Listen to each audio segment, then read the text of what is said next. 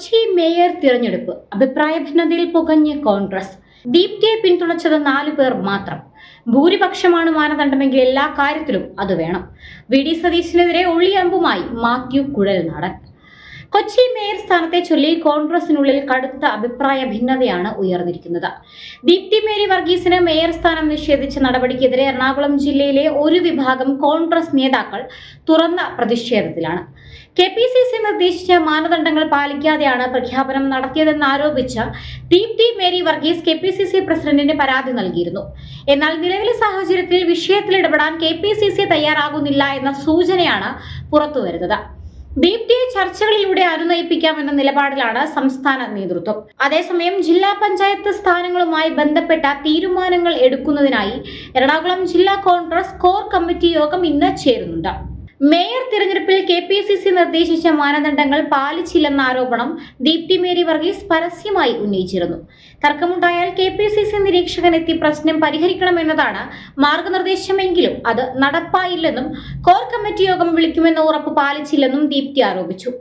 രഹസ്യ ബാലറ്റിലൂടെ കൗൺസിലർമാരുടെ അഭിപ്രായം തേടണമെന്ന നിർദ്ദേശം അവസാന നിമിഷം ഒഴിവാക്കിയതിന്റെ കാരണം വ്യക്തമല്ലെന്നും പ്രഖ്യാപനത്തിന് മുൻപ് യാതൊരു ആശയവിനിമയവും നടന്നില്ലെന്നും അവർ പറഞ്ഞു.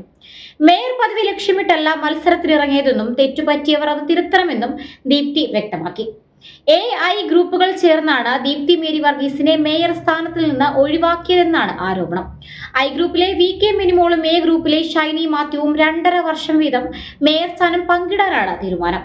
KPCC മാനദണ്ഡങ്ങൾ ലംഘിച്ചാണ് ഈ നീക്കമെന്ന പരാതിയാണ് ദീപ്തി അനുകൂലികൾ ഉന്നയിക്കുന്നത്. കൗൺസിലർമാരെ വ്യക്തിപരമായി കണ്ട അഭിപ്രായം തേടാനുള്ള DCC തീരുമാനമാണ് ദീപ്തിയുടെ സാധ്യതകൾ തടഞ്ഞതെന്നും രഹസ്യ വോട്ടിങ്ങിനായുള്ള ആവശ്യം അവഗണിക്കപ്പെട്ടതെന്നും അവർ പറയുന്നു. ഗ്രൂപ്പ് നേതാക്കളും DCC നേതൃത്വവും കൗൺസിലർമാരെ വ്യക്തിപരമായി കണ്ടതോടെ ദീപ്തിയോട് അനുകൂല നിലപാടുണ്ടായിരുന്നവരും ഗ്രൂപ്പ് സമ്മർദ്ദത്തിന് വഴങ്ങേണ്ടി വന്നുവെന്നാണ് ആരോപണം. ഒടുവിൽ 20 കൗൺസിലർമാർ ഷൈനി മാത്യുവിനെയും 17 പേർ VK മിനിമോളെയും പിന്തുണച്ചപ്പോൾ ദീപ്തിക്ക് ലഭിച്ചത് 4 പേരുടെ പിന്തുണ മാത്രമായിരുന്നു. കൊച്ചി കോർപ്പറേഷനിലെ മേയർ തിരഞ്ഞെടുപ്പുമായി ബന്ധപ്പെട്ട തർക്കങ്ങൾക്കിടെ പ്രതിപക്ഷ നേതാവ് VD സതീശനെതിരെ വിമർശനവുമായി മാത്യു കുഴൽനാടൻ MLAയും രംഗത്തെത്തി. ഒരിടത്തൊരു നീതി മറ്റൊരിടത്ത് വേറൊരു നീതി എന്ന നിലപാട് പറ്റില്ലെന്ന് കുഴൽനാടൻ പറഞ്ഞു.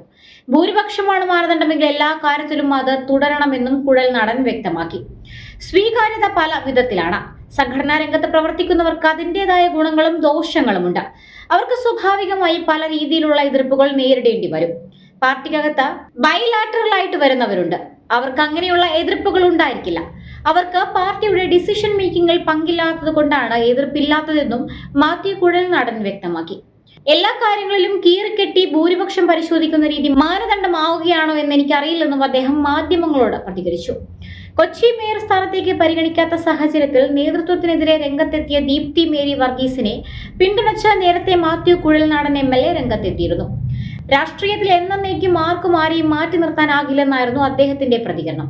ഫേസ്ബുക്ക് കുറിപ്പിലൂടെയാണ് കുഴൽനാടന്റെ പ്രതികരണം. ദീപ്തിയുടെ ചിത്രം പങ്കുവെച്ച് കുഴൽനാടൻ ഒരു വാതിലടയുമ്പോൾ ഒരുപാട് വാതിലുകൾ തുറക്കപ്പെടുമെന്നും കുറിച്ചിരുന്നു. മാത്യു കുഴൽനാടനെ കൂടാതെ മറ്റു നിരവധി നേതാക്കളും ദീപ്തി മേരിയുടെ വിഷയത്തിൽ നേതൃത്വത്തിനെതിരെ രൂക്ഷ വിമർശനവുമായി രംഗത്തെത്തിയിട്ടുണ്ട്. ഏതാനും മാസങ്ങൾക്കുള്ളിൽ നിയമസഭാ തിരഞ്ഞെടുപ്പുകൾ നടക്കാനിരിക്കെ കോൺഗ്രസിലുണ്ടായിരിക്കുന്ന പുതിയ തർക്കങ്ങളും പിണക്കങ്ങളും UDFന്റെ തിരിച്ചുവരവിനെ സാരമായി ബാധിക്കുമെന്ന വിലയിരുത്തലിലാണ് രാഷ്ട്രീയ നിരീക്ഷകർ.